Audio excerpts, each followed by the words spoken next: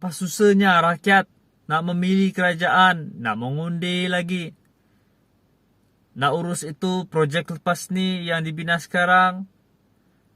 Bila tukar kerajaan, tertunda lagi. Kita tak tahu. Kita tak tahu apa yang berlaku.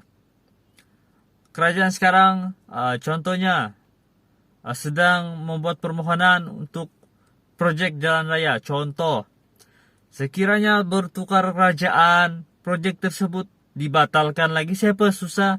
Rakyat juga yang susah.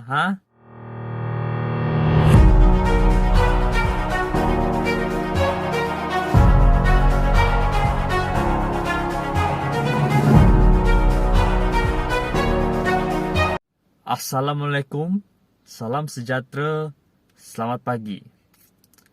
Hai semua, nama saya Dr. Jackie. Pagi ini, sekiranya kita mendengar perkataan awas, AWAS, bermaksud kita harus berhati-hati. Betul tak betul? Awas, walaupun ada akta lompat pati, kerajaan rupanya masih boleh dijatuhkan. Kalau kita lihat, semalam, sehari selepas mengajak orang Melayu menolak kerajaan pimpinan Anwar Ibrahim, bekas Perdana Menteri kita, iaitu Tun Mahathir Mohamad, melangkah setapak lagi dalam gerakannya dengan menekankan perlunya pertukaran pentadbiran dilakukan. Kata Tun M, sekiranya kerajaan didapati tidak mentadbir dengan baik, adalah menjadi hak ahli-ahli parlimen kerajaan untuk menjatuhkan Perdana Menteri seperti yang pernah berlaku kepada Mahyadin Muhammad Yassin sebelum ini. Tun M berkata, saya berpendapat kalau satu kerajaan itu tidak mentadbir dengan baik, kerajaan itu sepatutnya dijatuhkan dan pilih yang lain, kata Dr. Mahathir. Saya tak tahu tuan-tuan dan puan-puan setuju ataupun tak setuju dengan kenyataan yang dikeluarkan oleh Tun Dr. Mahathir ini. Dan kita lihat, Yang Amat Berhormat Perdana Menteri baru je tabir negara.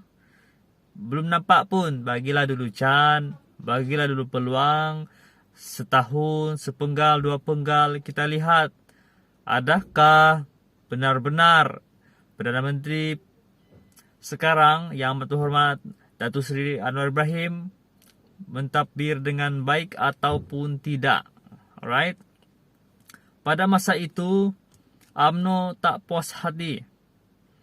UMNO tarik sokongan dan Mahyadin jatuh, digantikanlah dengan orang UMNO juga sebagai Perdana Menteri ketika itu, iaitu Ismail Sabri Yaakob. Tun M kata lagi, jadi hak bagi wakil rakyat memang ada untuk menukar kerajaan dan ini tidak melanggar undang-undang, katanya lagi dalam sidang media di Putrajaya. Kita lihat lagi sebelum ini, Presiden PAS Hadi Awang sudah 2 kali mengeluarkan kenyataan tentang usaha untuk menjatuhkan kerajaan pimpinan Anwar Ibrahim. Dan itu kita lihat mirip sekali seperti kenyataan Tun Dr. Mahathir. Hadi juga berkata, menukar atau menjatuhkan kerajaan adalah perkara biasa di dalam amalan politik demokrasi. Malah, ahli Parlimen Marang itu meramalkan pertukaran kerajaan, insya-Allah katanya, akan berlaku dalam waktu yang terdekat. Kalau kita lihat tuan-tuan dan puan-puan, Ada beberapa pihak tak senang dengan kenaikan yang amat berhormat Perdana Menteri Datuk Seri Anwar Ibrahim menjadi Perdana Menteri. Baru je beberapa bulan ni, belum sampai pun setahun menjadi Perdana Menteri. Mengapa beberapa pihak ingin menjatuhkan kerajaan yang yang telah memerintah kita selepas ini, semasa ini? Betapa susahnya rakyat nak memilih kerajaan, nak mengundi lagi, nak urus itu projek lepas ni yang dibina sekarang. Bila tukar kerajaan tertunda lagi, kita tak tahu. Kita tak tahu apa yang berlaku. Kerajaan sekarang contohnya sedang membuat permohonan untuk projek jalan raya. Contoh, sekiranya bertukar kerajaan, projek tersebut dibatalkan lagi, siapa susah? Rakyat juga yang susah. Bagilah can dulu. Kita tengok pemerintah macam mana. Kalau betul-betul dah tak boleh, barulah rakyat yang menentukan. Dan isunya, tuan-tuan dan puan-puan, bolehkah kerajaan ditukar sesuka hati dalam keadaan sudah ada akta lompat parti? Itu menjadi persoalannya. Saya ulang sekali lagi. Persoalan isu yang terbesar. Bolehkah kerajaan ditukar sesuka hati dalam keadaan sudah adanya akta lompat parti? Dengan adanya akta lompat parti, tuan-tuan dan puan-puan, ahli parlimen secara individu dan melalui akuan bersumpah ataupun SD sudah tidak lagi laku. Sebaliknya, sokongan mesti diputuskan oleh sesebuah parti.